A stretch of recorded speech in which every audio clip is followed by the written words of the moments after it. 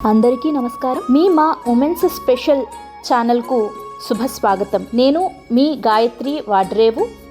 మరి కార్తీక మాసంలోని 12వ రోజు ఈరోజు. 12వ రోజు మనం ఆచరించవలసిన నియమాలు ఏమిటి, తద్వారా మనం పొందే ఫలితాలు ఎలా ఉంటాయి, ఏ దైవాన్ని ఆరాధించాలి, ఏ మంత్రాన్ని పఠించాలి, ఏ వస్తువులను దానంగా ఇవ్వాలి, మరియు ఎటువంటి ఆహారాన్ని తీసుకోకుండా ఉండడం మనకు మంచి ఫలితాలని కలుగచేస్తుందో ఈ వీడియోలో మనం ముందుగా తెలుసుకునే ప్రయత్నం చేద్దాము. మరి ఈరోజు దానం ఇవ్వవలసిన వస్తువులు పువ్వులు, పండ్లు మరియు స్వామివారికి అమ్మవారికి అలంకరించేటటువంటి ప్రీతికరమైన వస్తువులు ఏవైతే ఉంటాయో వాటిని బ్రాహ్మణోత్తములకు దానముగా ఇవ్వడము మంచిది. మరి ఈరోజు మనం పూజించవలసిన దైవము శ్రీ మహావిష్ణువు. శ్రీ మహావిష్ణువును ఈరోజు ఓం దామోదరాయ స్వాహ, ఓం దామోదరాయ స్వాహ ఈ మంత్రాన్ని మనము వీలైనన్ని సార్లు మనసులో జపిస్తూ స్వామివారిని ఆరాధించడం ద్వారా మనకి జ్ఞానము అభివృద్ధి చెందుతుంది, అలాగే ధనధాన్యాదులు సిద్ధిస్తాయి అని చెప్పడం జరిగింది. అలాగే ఈరోజు నిషేధించవలసిన ఆహార పదార్థములు ఉప్పు, పులుపు మరియు ఉసిరి. మరి ఆలస్యం చేయకుండా కార్తీక మహత్యాన్ని తెలిపేటటువంటి కార్తీక పురాణంలోని 12వ అధ్యాయంలోని కథను మనము తెలుసుకునే ప్రయత్నం చేద్దాము. వశిష్ఠ మహాముని జనక మహారాజుతో కార్తీక మాసంలో ఏ రోజు ఏ పూజలు చేయడం ద్వారా, ఏ దేవుణ్ణి ఆచరించడం ద్వారా, ఎలాంటి నియమాలు పాటిస్తే ఎలాంటి ఫలితాలు కలుగుతాయి అనే వివరాలను ఎంతో చక్కగా వివరించారట.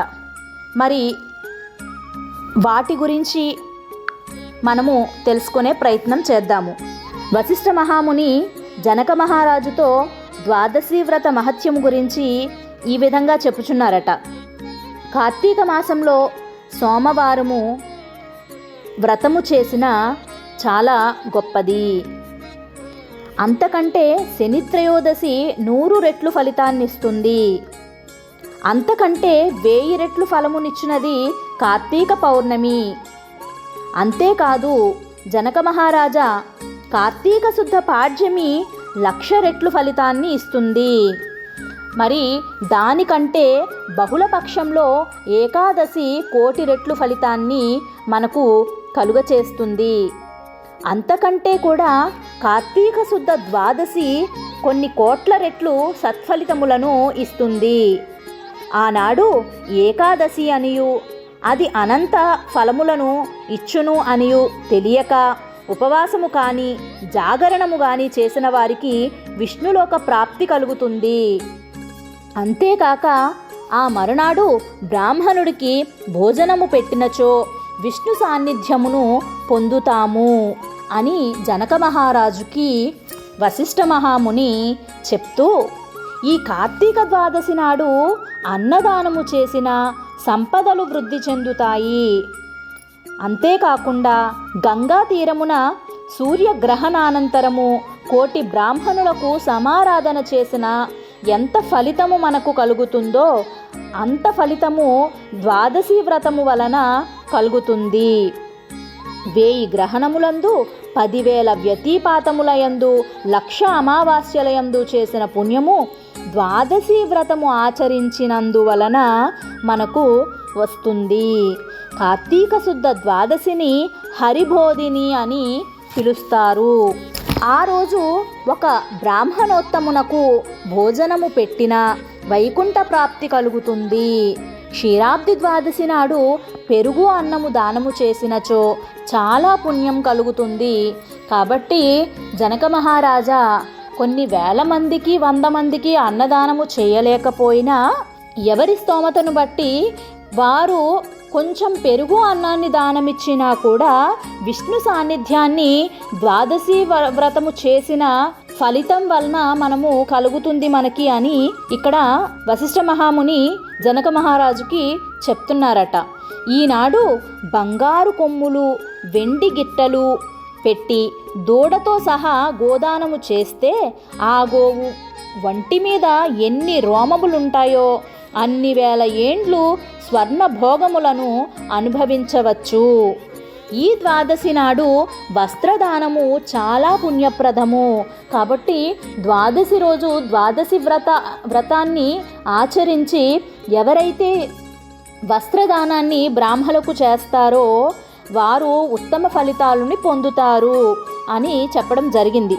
అలాగే కార్తీక మాసంలో పాడ్యమి నాడు, ద్వాదశి నాడు, పౌర్ణమి నాడు దీపదానము చేసినచో కోటి జన్మలలో చేసిన పాపము అంతయు కూడా తొలగించబడును. కాబట్టి ఈ ద్వాదశి మరియు కార్తీక పాడ్యమి మరియు కార్తీక పౌర్ణమి ఈ 3 రోజుల్లో కూడా దీపదానం చేయడం వల్ల చాలా శుభ ఫలితాలు కలుగుతాయి అని చెప్తున్నారు. బ్రాహ్మణునికి ద్వాదశి నాడు పండు, తాంబూలము, యజ్ఞోపవేతము దానం ఇచ్చినచో వైకుంఠమున భోగములను అనుభవించును. ఈనాడు బంగారు తులసీ దళమును, సాలగ్రామమును బ్రాహ్మణోత్తములకు సమర్పించినచో భూమండలమంతయు దానము చేసిన ఫలితము కలుగుతుంది. దీనికి సంబంధించి ఒక ఇతిహాసం ఉన్నది. దానిని జనక మహారాజా నీకు నేను సవివరంగా తెలియచేస్తాను వినుము అని వశిష్ఠ మహాముని ధర్మవీరుని యొక్క కథ తెలిపేటటువంటి ఆయన వృత్తాంతాన్ని ఈ విధంగా జనక మహారాజుకి తెలియజేస్తున్నారట. గోదావరి తీరము అందు ఒక కోమటి ఉండేవాడు. అతడు పరమ లోభి. ఎవ్వరికీ ఇంత కూడా సాయం చేసేవాడు కాదు. తాను కూడా తినేవాడు కాదు. ఎప్పుడూ ఎవరో ఒకరిని తిడుతూ ఉండేవాడు. ఇతరుల ధనమును దక్కించుకొనుటకే ప్రధానముగా ఉండేవాడు. ఒకసారి ఒక వేదశాస్త్ర పండితుడకు ఈయన అప్పు ఇచ్చాడు. ఆ కోమటి ఆ రుణము రాబట్టుటకు అతని ఇంటికి పోయెను. అతడు గ్రామాంతరమునకు వెళ్ళినాడని తెలుసుకొని అచ్చటికిని పోయి అతనిని పట్టుకొని ధనమివ్వమని నిర్బంధించాడు. ఆ బ్రాహ్మణుడు తన దగ్గర ఇప్పుడు ధనము లేదని ఆ కోమటితో చెప్పి ఈ నెల చివరికి మీకు డబ్బులిస్తాను, తీసుకుని వెళ్ళుము అని చెప్పగా అంతవరకు ఆగలేనని, ఓరి దుష్టబ్రాహ్మణ, నా ధనము ఇప్పుడే ఇమ్ము, లేనిచో ఈ కత్తితో నిన్ను నరికెదను అనుచు ఆ బ్రాహ్మణుని యొక్క పిలక పట్టుకొని నేల మీద పడద్రోసి కాలితో తన్ని, ఇంకనూ కోపము తీరక ఆ వేద పండితుణ్ణి ఈ కోమటి కత్తితో నరికి చంపివేసినాడు. రాజు శిక్షించునేమోనని భయపడి ఈ కోమటి ఏమీ ఎరుగని వానివలే ఇంటికి వచ్చి కూర్చుండెను. బ్రహ్మహత్య చేసిన ఈ వైశ్యుడు కొంతకాలముకి మరణించాడు. మహాభయంకరులగు పాశహస్తులను అయిన యమకింకరులు వచ్చి ఆ కోమటిని పాశములతో బంధించి లాగుకొనిపోయి యముని ముందు నిలిపారు. యముని ఆజ్ఞచే ఈ యమకింకరులు కోమటికి ఘోరమైన రౌరవ నరకములలో వేసి బాధించారు. ఇదిలా ఉండగా వైశ్యునికి ఒక కొడుకు ఉన్నాడు. ఆ కొడుకు ధర్మవీరుడు. ఈ ధర్మవీరుడు తండ్రి వలె కాక ధర్మ ప్రవృత్తి కలవాడై తండ్రి సంపాదించిన అపార ధనమును చెరువులు, నూతులు, ఆనకట్టలు నిర్మించుటకు, పేదవారికి వివాహాది మరియు ఉపనయనములు జరిపించుటకును, యజ్ఞములు, అన్నదానములు చేయుటకును, ఆకలితో బాధపడుచు సర్వవర్ణముల వారికి అన్నము పెట్టుటకు ఉపయోగించుచూ ఉండేవాడు. ఇట్లుండగా అతని పుణ్య విశేషము చేత ఒకనాడు నారద మహర్షి లోకములన్నీ తిరుగుతూ యమలోకము కూడా చూసి తర్వాత ఈ ధర్మవీరుని యొక్క ఇంటికి వచ్చాడు. నృత్యము చేయుచు హరినామము పాడుచున్న అతనిని చూసి ధర్మవీరుడు పరమానందం పొంది ఎదురుగా వెళ్ళి సాష్టాంగ నమస్కారం చేసి నారదమునిని కౌగిలించుకొనెను. వైశ్యుడు ఆయనకు ఆర్ఘ్యపాద్యములు ఇచ్చి పూజించి, నారద మహర్షి, మా వంటి వారికి మీ దర్శనము దుర్లభము. మీరు నన్ను గ్రహించుటచే నేను చేసిన పుణ్యములు ఫలించినవి.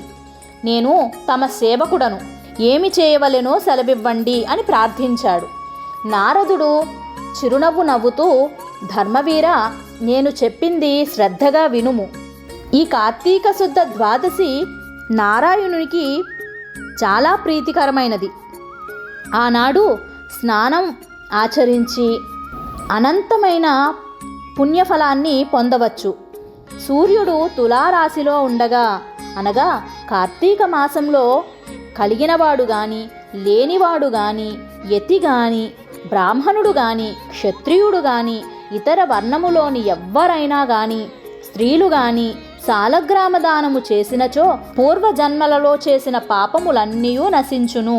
నాయన, నీ తండ్రి యమలోకంలో రౌరవ నరకము అంటే విషపు పురుగులుండెడి నరకము అనుభవించుచూ ఉన్నాడు, దుఃఖించుచూ ఉన్నాడు. వాని పాపములు నశించి ఉత్తమ గతులు కలుగుటకు నీవు సాలగ్రామ శిలను కార్తీక ద్వాదశి యందు ఒక బ్రాహ్మణోత్తమునకు దానము ఇవ్వు అని నారదుడు ఈ ధర్మవీరుడికి చెప్పాడట. ఇలా చెప్పగా ధర్మవీరుడు, మునీంద్ర, గోవులు, భూమి, తిలలు, బంగారము మున్నగు దానములచే కలగని మోక్షము ఒక్క సాలగ్రామము చేత ఎట్లా కలుగుతుంది? శిలాదానము చేసినచో అది తినుటకు ఉపయోగపడదు కదా. అందుచేతనే నేను అది చేయుటకు ఇష్టపడను అని పలుకగా, నారదుడు అది విష్ణు స్వరూపమనియు కేవలము రాయి కాదని, దానిని దానం ఇచ్చుట వలన అనంత పుణ్యములు కలుగుతాయి, పితృపితామహాదులు తరించదరని ఎన్నో విధాలుగా ఆ ధర్మవీరునికి నారద మహర్షి నచ్చచెప్పాడట. కానీ అతడు మూర్ఖుడై సాలగ్రామ దానము ఇవ్వడానికి మాత్రము ఇతడు అంగీకరించలేదు. ఈ ధర్మవీరుడు కూడా కాలము తీరి కొంతకాలానికి మరణించాడు. దేవముని అయిన నారదుని వాక్యములు కొట్టివేసినందుకు ఈ ధర్మవీరుడు 3 జన్మలు పులిగాను, అలాగే 3 సార్లు కోతిగాను, 5 సార్లు ఎద్దుగాను, 10 సార్లు స్త్రీగాను పుట్టి ఆ స్త్రీతత్వములో వైధవ్యమును అనుభవించాడు. 11వ జన్మయందు ఒక యాచకునికి కుమార్తెగా పుట్టాడట. అయితే తండ్రి కష్టపడి ఆమెకు పెండ్లి చేయగా ఆ మరునాడే ఆ భర్త చచ్చి ఆ స్త్రీ వితంతు అయ్యిందట. ఆమెను చూసి బంధువులందరూ కూడా దుఃఖిస్తూ ఉన్నారట. యాచకుడు దరిద్రుడైనప్పటికీ కూడా ఆయన మహా తపస్శాలి అవ్వడం వలన దివ్య దృష్టితో చూసి ఆమె పూర్వజన్మముల సంగతులన్నీ కూడా తెలుసుకొని బంధువులకు చెప్పాడట. అది కార్తీక మాసము కాబట్టి ఒక సోమవారం నాడు కుమార్తె పాపములన్నీ కూడా తొలగిపోవుటకు, మోక్షము కలుగుటకు, జన్మాంతర పాపములు నశించుటకు ఒక మంచి బ్రాహ్మణుణ్ణి పిలిచి ఈ యాచకుడు ఆమె కుమార్తె చేత సాలగ్రామ దానము చేయించినాడట. ఆ సాలగ్రామ దాన ప్రభావము చేత ఆమె యొక్క భర్త మరలా బ్రతికి వచ్చినాడట. ఆమె తన భర్తతో సుఖముగా జీవించి చివరకు స్వర్గలోకమునకు వెళ్ళి సుఖములను పొంది తిరిగి భూమి మీద మహాజ్ఞాని అయిన విప్రుడిగా జన్మించాడు. ప్రతి సంవత్సరము కార్తీక సోమవారం నాడు ఆయన శిలాగ్రామ దానము చేసి మోక్షము పొందెను. రౌరవ నరకములలోని అతని తండ్రి అయిన ఈ కోమటి కూడా విముక్తి నొందెను. వెనుక 1,000,000 జన్మములలో చేసిన పాపములను హరిబోధిని ద్వాదశి నశింపచేయును. సాలగ్రామ శిలాదానము కంటే పాపములు పోవుటకు వేరొక ప్రాయశ్చిత్తము లేదు. కాబట్టి జనక మహారాజా, కార్తీక మాసంలో ద్వాదశ వ్రతాన్ని ఆచరించి సాలగ్రామమును ఒక బ్రాహ్మణోత్తమునకు దానముగా ఇవ్వడం వలన గత జన్మములలో చేసుకున్న పాపములు కూడా హరించును అని వశిష్ఠ మహాముని జనక మహారాజుకి ఈ కథను తెలియచేశాడట. ఇది 12వ అధ్యాయము సంపూర్ణము.